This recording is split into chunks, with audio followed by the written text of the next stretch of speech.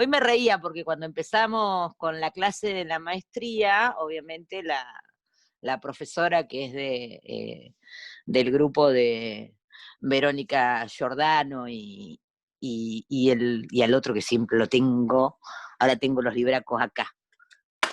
Este. Waldo Ansaldi era, ¿ven? Este era el que yo les quería mostrar el otro día, que no me acordaba cómo se... Debe ser un amarrete, porque nunca me acuerdo su nombre. Bueno, este pertenece al mismo grupo de investigación que se caracterizan por trabajar la historia latinoamericana desde el punto de vista de la sociología histórica, que es muy interesante la sociología histórica, porque hace un cruce entre la historiografía y la sociología, entonces es bastante más completo a la hora de analizar los procesos sociales, ¿no? Y lo primero que le dijo en realidad es la directora de la maestría, es no se olviden de grabar, porque les pasa lo mismo, ¿no? Arrancás y te olvidaste de grabar. Bueno, ahí estamos grabando. Retomo entonces. Habíamos dicho que estos autores van a identificar 3 niveles diferentes a la hora de analizar las organizaciones de los movimientos sociales, el conjunto de organizaciones que persiguen el mismo objetivo, que lo llaman industria del movimiento social, y a su vez, a nivel global, todos los movimientos sociales dentro del concepto del sector de los movimientos sociales. Lo que ellos van a notar es que va a haber una competencia por los recursos, que son obviamente escasos por definición, incluso dentro de organizaciones que persiguen los mismos objetivos. El énfasis va a estar puesto en la competencia e interacción entre las organizaciones, ¿no? Una de las cosas que van a poner en evidencia es que los movimientos sociales rara vez tienen carácter unitario. ¿Qué quieren decir con esto? Es que en realidad hay una gran variedad de organizaciones sociales que van a estar vinculadas a distintos grupos de apoyo y que van a competir entre ellas por los recursos y por el liderazgo simbólico de ese movimiento. Puede ocurrir que ocasionalmente se unan en coaliciones ad hoc, e incluso que compartan instalaciones y recursos, pero también puede generarse una lucha entre ellas, sobre todo por los liderazgos. Esto, por lo menos, en el movimiento docente se ve clarísimo, digamos, ¿no? La competencia de los liderazgos, me imagino que en salud también. Generalmente de salud, nosotros lo que tenemos o lo que vemos es la representación institucional del gremio, ¿no? La sindicalista que aparece, pero porque de hecho ATE ha sido corrida de un plumazo, pero en realidad también hay una competencia de liderazgos y también están los autoconvocados, ¿o me equivoco, Fernando?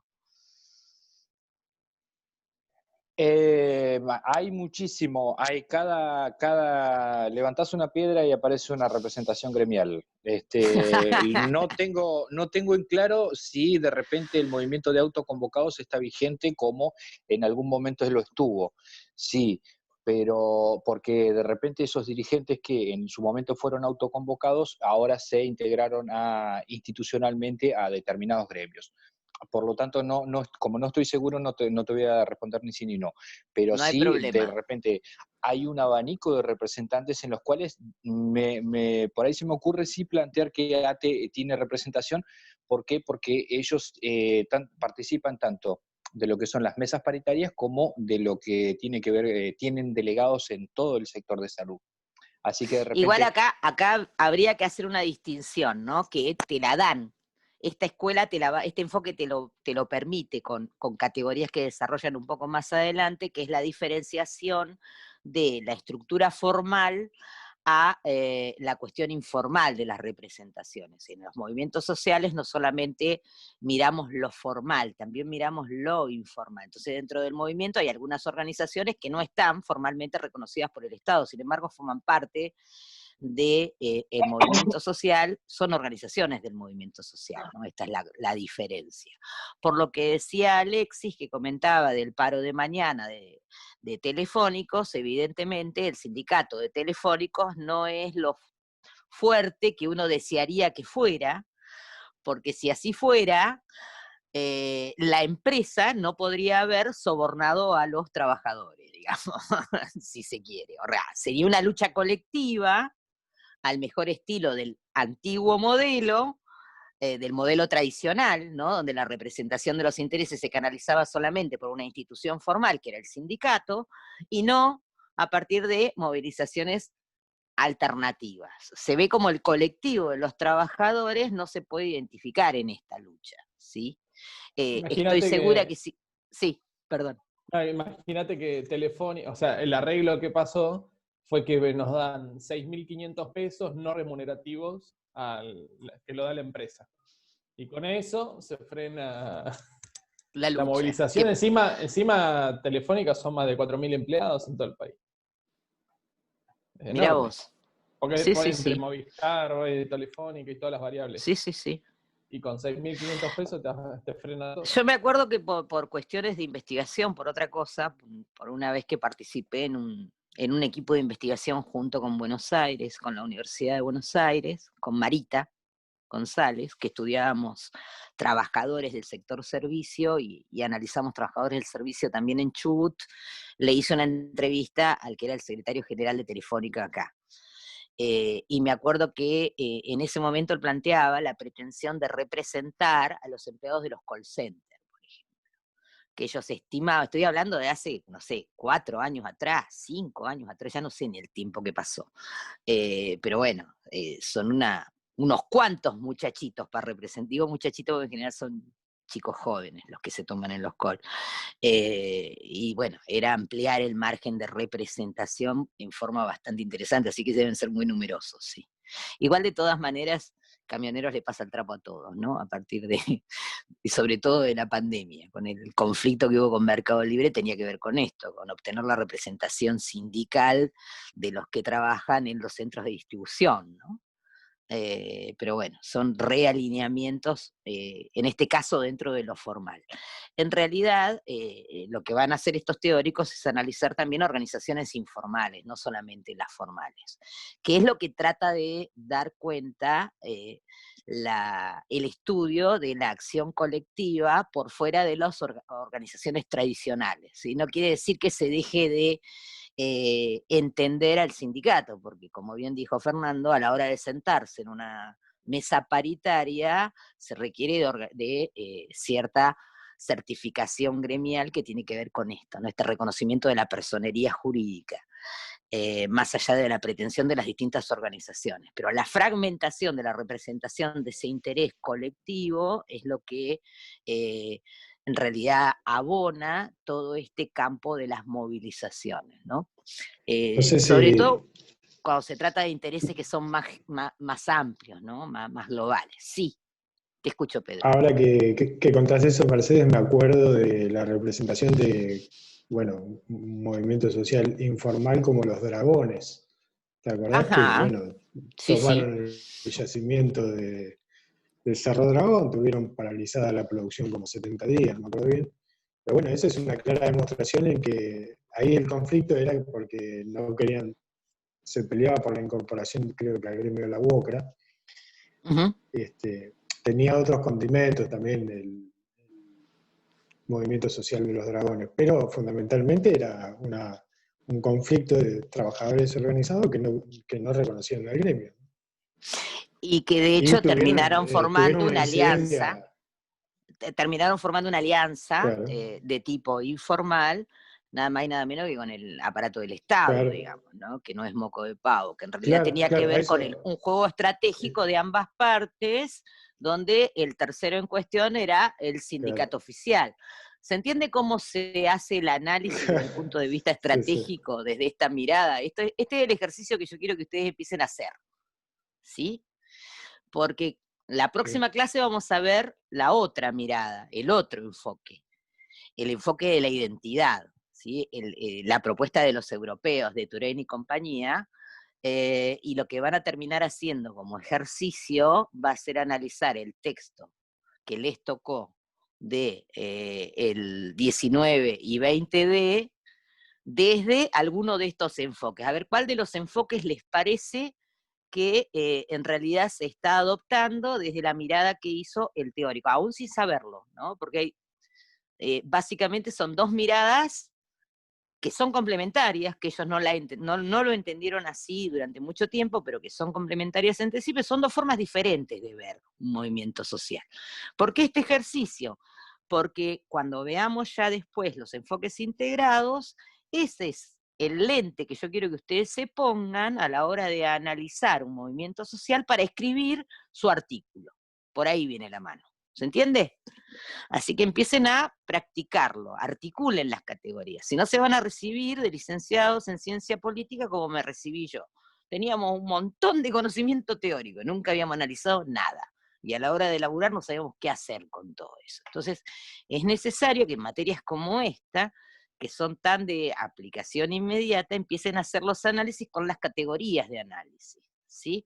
Contarme qué hace un movimiento social me lo cuenta cualquiera. Yo quiero que un politólogo tome estos marcos teóricos y haga el análisis. Ahí vamos, ¿sí? A afinar la mirada profesional. De eso se trata un poco. Bien, no sé si tuvieron ocasión de participar en alguno de estas mesas de presentación de investigaciones y demás que está ocurriendo ahora en la UBA. ¿No? Bueno, se los recomiendo, yo les mandé el programa, fíjense si hay algo que les interese e ingresen, y lo primero que van a notar es que todos los expositores tienen una presentación. ¿O no, Marta? Todos van con su presentación que comparten en pantalla y a partir de la cual empiezan a exponer. Ya en teoría política contemporánea acordamos con los muchachitos que lo que vamos a hacer es aprender a hacer este tipo de presentaciones, ¿no? Desde el punto de vista metodológico, bueno, qué es lo que conviene, cómo ponerlo y demás. Son presentaciones de tipo académico, digamos, ¿no? Es completamente diferente a las presentaciones que uno trata de darle dinámica y le pone dibujitos para otro tipo de contexto. Lo segundo que van a obtener, si miran estas presentaciones, va a ser el lenguaje, ¿no? El vocabulario, porque son todos politólogos recién recibidos, la mayoría son de la Universidad de Buenos Aires y son grupos de investigación que están presentando sus avances de investigación. Está bueno escucharlo porque es un placer escucharlos, ¿no? Que hablen con nuestro vocabulario.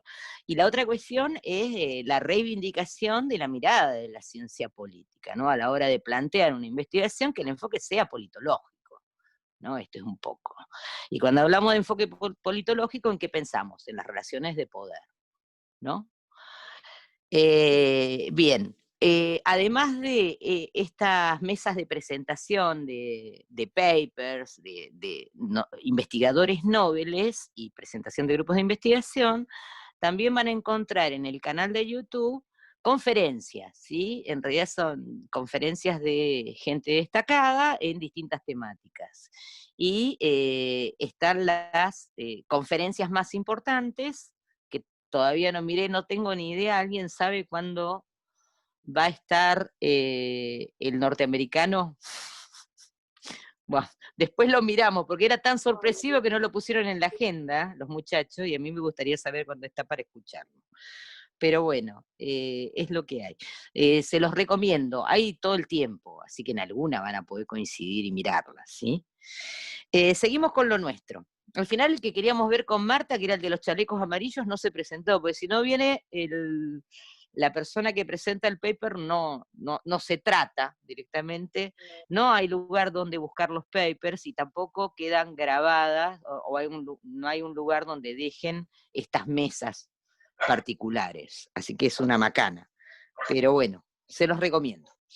Volvemos a lo nuestro, entonces decíamos que lo primero que van a evidenciar estos autores es que los movimientos sociales nunca son unitarios, siempre son conjuntos.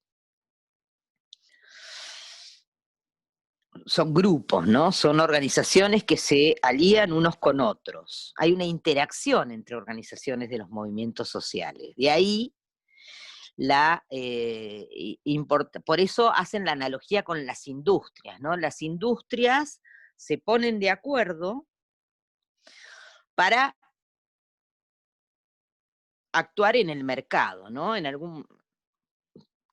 Esto de, por ejemplo, llevan adelante prácticas tanto de cooperación como de competencia. Depende lo que a la industria le sirva, ¿no?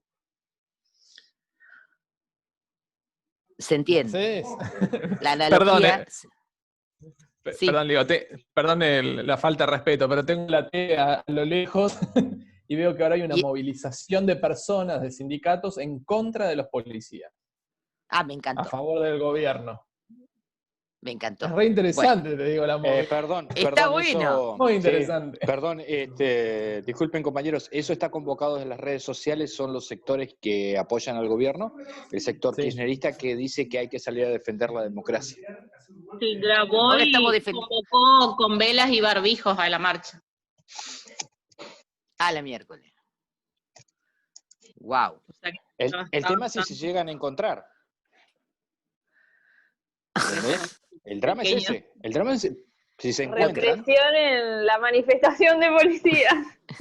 ¿Te imaginas? Sí. No, perdé cuidado que no van a reprimir a los policías. Van a reprimir al otro lado.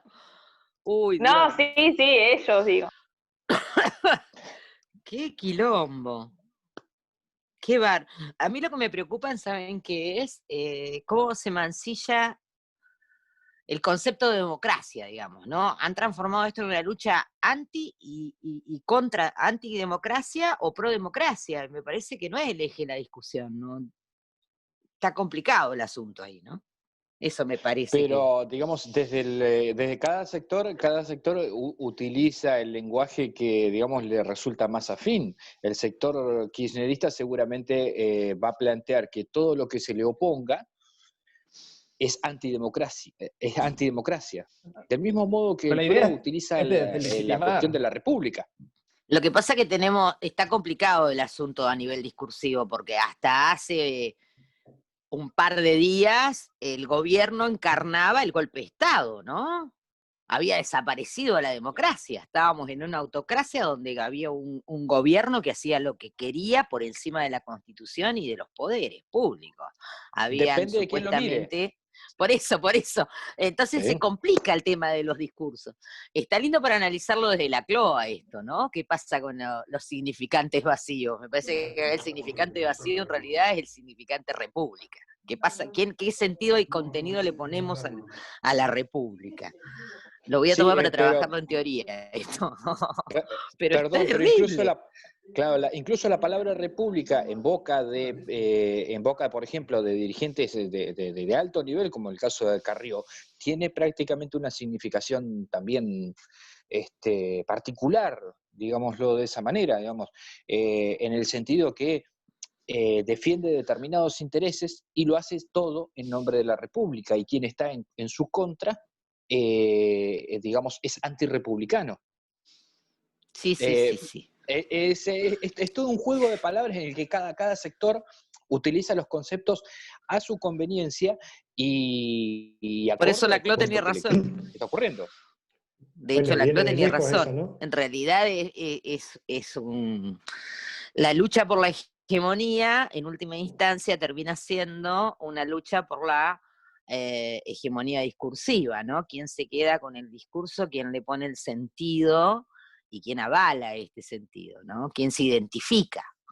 Pero bueno, qué horror. Dejá de darnos novedades, Alexis. Seguimos avanzando. Les decía, entonces, para este enfoque, los movimientos sociales en su conjunto son análogos a cómo funcionan las industrias en su conjunto a la hora de presentarse en un mercado. Pueden competir entre sí o pueden realmente aliarse entre sí para obtener ventajas y beneficios. Las organizaciones que ellos analizan, de hecho, se caracterizan por su profesionalización, ¿no? Y el profesionalismo de las organizaciones está dado por un liderazgo dedicado a tiempo completo dentro del movimiento, que tienen una gran cantidad de recursos que les permiten sostenerlo. En otro que pensaba cuando hacía esto era en Prudente. y la protesta que hicieron en el acceso norte de Trelew, junto con sus piqueteros, y cómo fueron recibidos por Maderna, ¿no? Y que en realidad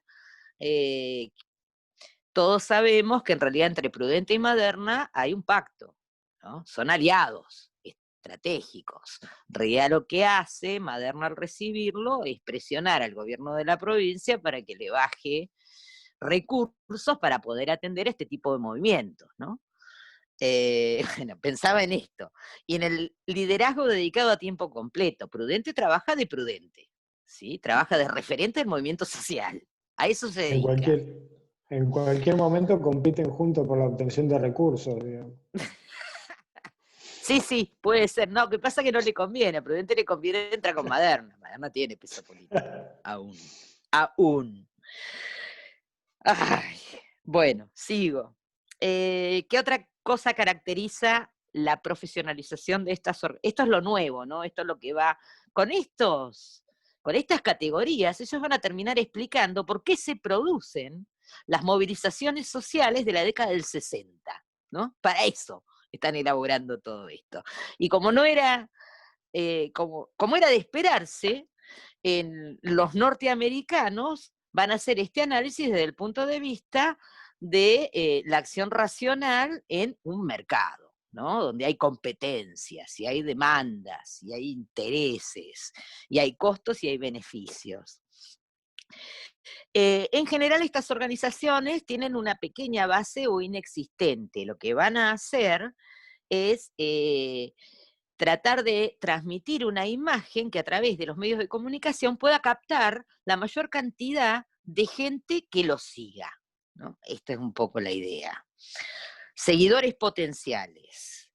Y van a intentar influir en la política para los seguidores o miembros, ¿no? Básicamente. Esta va a ser la intención.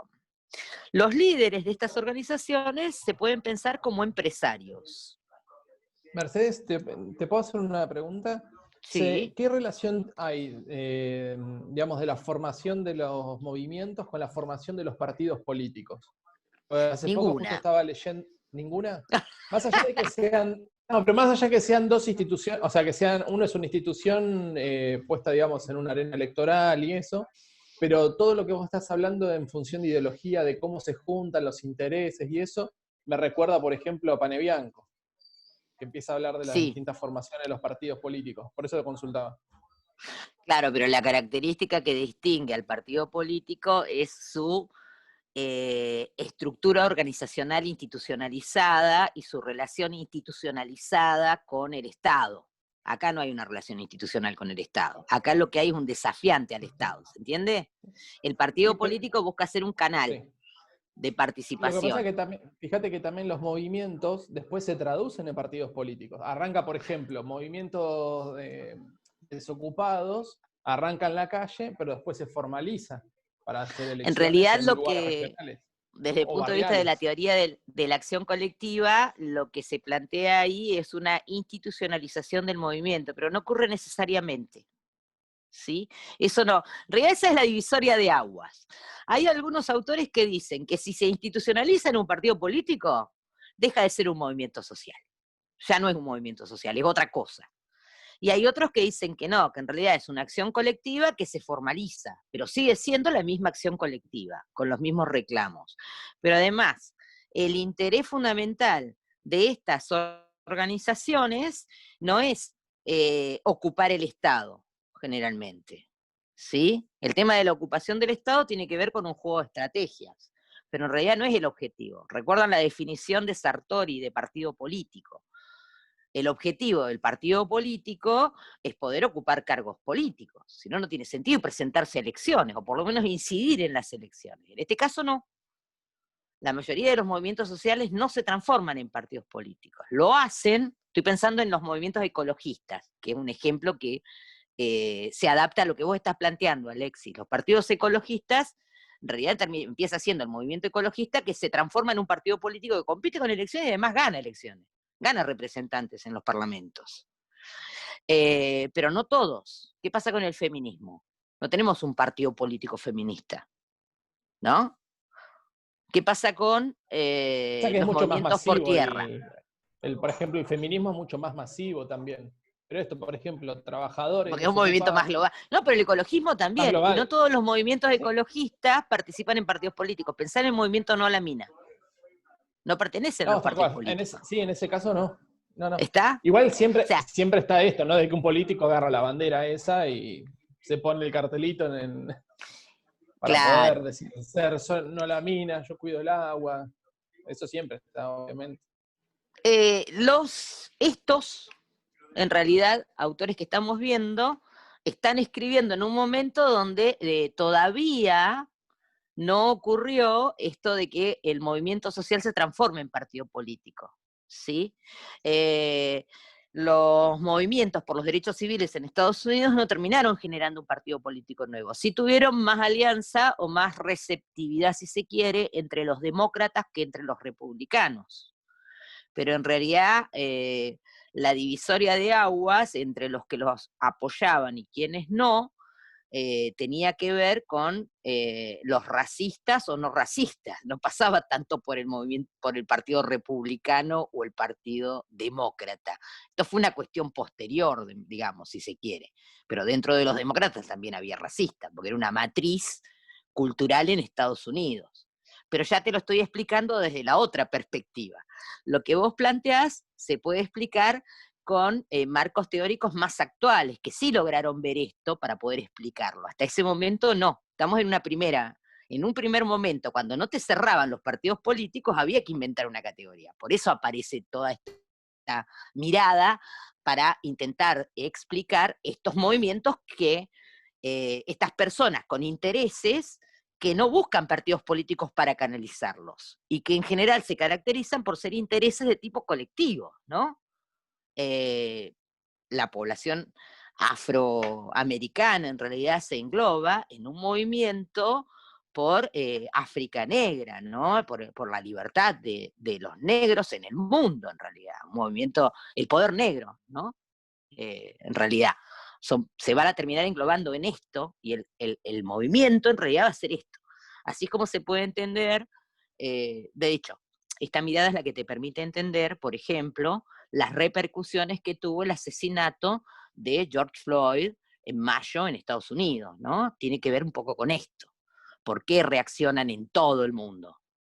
Incluido en África. Y bueno, tiene que ver con esta cuestión. No sé si te expliqué algo, te enrollé más, pero bueno, No, ya no, vas a sí, tener más entendí, categorías para entendí. poder pensarlo. No, empecé a asociarlo nomás por esto digamos, de cómo se conforman los intereses y eso, porque más o menos se explica lo mismo en los partidos políticos, pero quedó clarísimo. Bueno, perfecto, gracias, mejor. Pero en realidad es eso. Acordate que es una categoría que aparece porque partido político ya no te lo explica y la gente no se vuelca al partido a buscar esto, ¿no? Y cada vez se va a volcar menos. De hecho, ya en la década siguiente ya van a empezar a encontrar en el estado de bienestar, la crisis del estado de bienestar, la cuestión de la aparición de estos movimientos por ampliación de derechos, ¿no? Ya va a haber otra mirada. Por eso es importante hacer la situación, situarlo, contextualizarlo históricamente. Ellos todavía no ponen una variable histórica. En un segundo momento van a incorporar la variable histórica, porque no terminan de explicarlo, digamos, ¿no? Entonces van a poder intentar ver la evolución de los movimientos sociales y de la acción colectiva. Hay otra teoría, otra mirada más abarcadora que dice que, por ejemplo, los movimientos de trabajadores también son acción colectiva y son la antesala de estos movimientos. Lo que pasa es que cambia el centro del conflicto. Los conflictos ya no son trabajadores patrones, no pueden ser pensados en una lógica de proletario patrón, entonces tienen que ser repensados desde otro lugar. De hecho, los partidos políticos, la mayoría de los partidos políticos tenían esta lógica, ¿no? La lógica del trabajador. Miren, piensen en Argentina. En Argentina tenía una lógica clasista la formación de los partidos tradicionales, Por un lado tenías los conservadores, que representaban a las clases más altas, después tenías las clases medias, que estaban representadas por la Unión Cívica Radical, y después tenías la clase trabajadora, que estaba representada por el Partido Justicialista. En otros lugares, el clivaje no era la clase social, sino podía ser una cuestión étnica, si se quiere. Bueno, estas nuevas... estos nuevos conflictos, ahí está, conflictos a gran escala que aparecen en estas sociedades contemporáneas, tienen que ver con clivajes diferentes a los que habían estructurado el sistema de partidos en cada lugar.